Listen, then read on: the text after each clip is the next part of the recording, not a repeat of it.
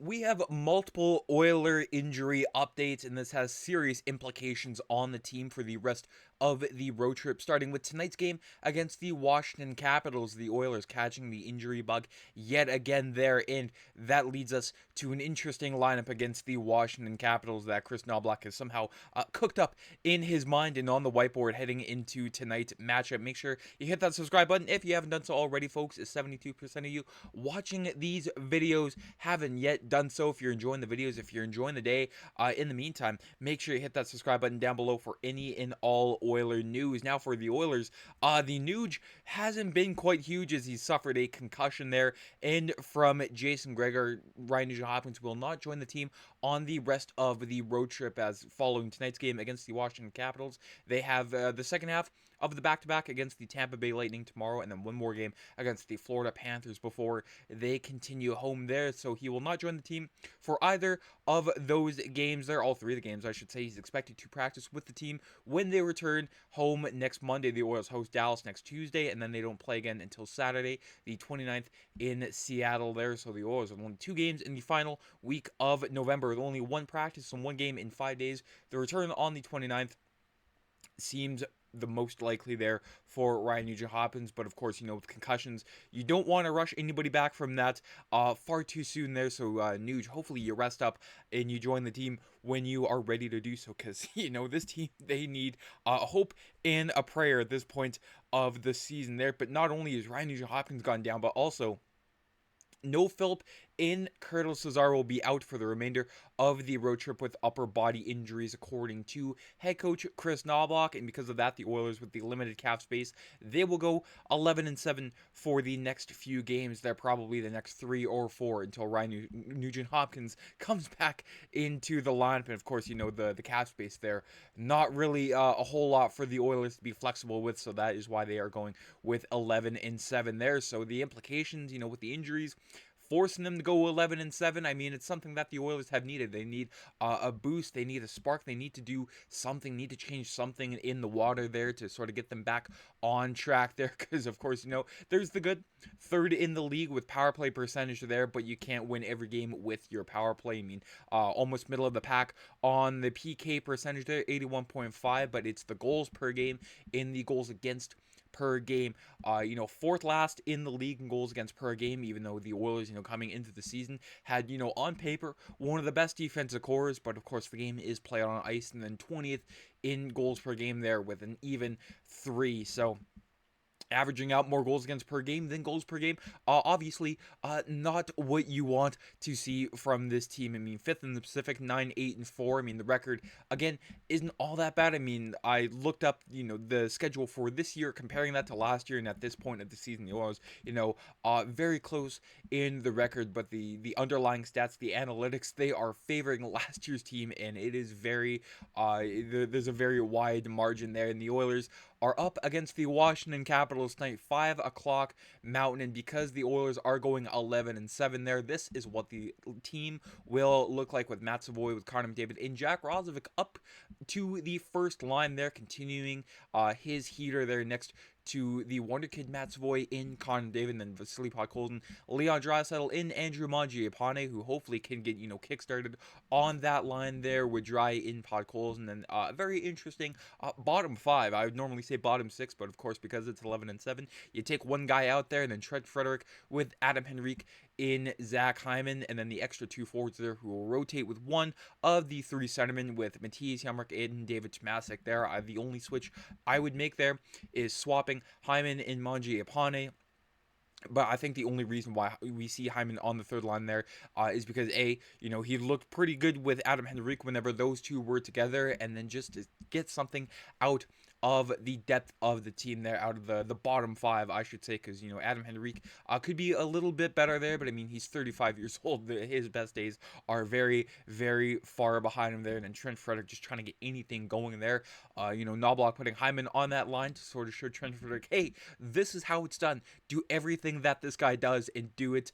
You don't have to do it as well. You just need to see some sort of life out of you there, and Boy, we haven't even gotten to the defensive pairings here with Darnell Nurse and Evan Bouchard, which I thought was, a very questionable decision. But, putting Nurse next to what seems to be the Oilers' best defenseman. Sure, had a very rocky start to the season, but Evan Bouchard has come back into form with Matisse Ekholm and Brett Kulak on his offside. Next to Ekholm there, Kulak, again, been very inconsistent in the past couple games of putting him next to Matisse Ekholm, the vet presence of Ekholm next to, a vet in Brett Kulak to sort of, try to get him back on the same page as the rest of the Oilers defensemen, and then Jake Wallman and Alec Regula with Ty Emberson as the extra defenseman there, and then Stuart Skinner gets the start in net for the Oilers tonight, but, with the Oilers defensive there with Jake Wallman, it's the little details and little things. Probably cleaning up our own zone is the biggest thing. I think we're spending too much time there. I know we're spending too much time there in our own zone, so getting stops and getting it up to our forwards to try and play it in their zone as much as possible. We got to compound shifts here, shift after shift in period after period, try to take care of one period at a time and try to build something from the ground up. We've been struggling lately, but I think we have the ability to bounce back pretty quick if we put a couple of periods back together here with Jake Wallman, pretty grounded here. Jake Wallman saying, hey, yeah, obviously, you know what, you've heard it time and time again from the rest of the team. We haven't been good, but one thing at a time. That is how you get the team back together. There's just one period at a time there. You don't have to do it all at once. You just have to get something going and get something started here. And I mean, starts at 1 and then, build from that. And then Kris Knoblauch saying the D pairs for the morning skate are going to be a lot different than during the game just because we got 7 defensemen, so there's going to be a lot of rotation there. We'll expect Kulak to play some left in right side, probably Wallman too, but we're in a situation where we have to go 11-7 probably for the next 3 or maybe 4 games, so that is what we're doing here. So Knoblauch, the team's been in a bit of a disarray. So why not make things more chaotic here, folks? So why not just say, hey, whoever wants to go out on the ice, so be it. No cohesiveness whatsoever. But sometimes, misery loves company, and the Oilers just need to get something going here, and that is why they went 11-7. Do I necessarily agree with the lineup that he's put together?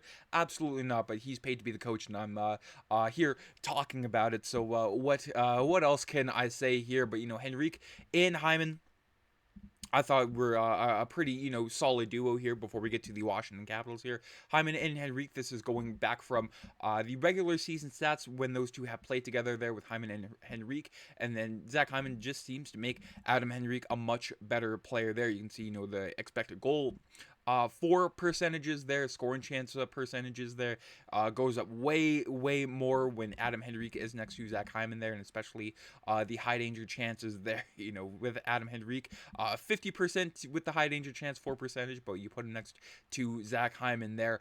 I do believe Connor McDavid was also the other player on that line, so that would skew things a little bit there, but there is some history there with those two. And here we finally get to the Washington Capitals, who surprised me when I saw them at the bottom of the Metropolitan Division, but only 7 points separate them and the top of the Metro there, the Carolina Hurricanes there, the Capitals 3-5-2 there.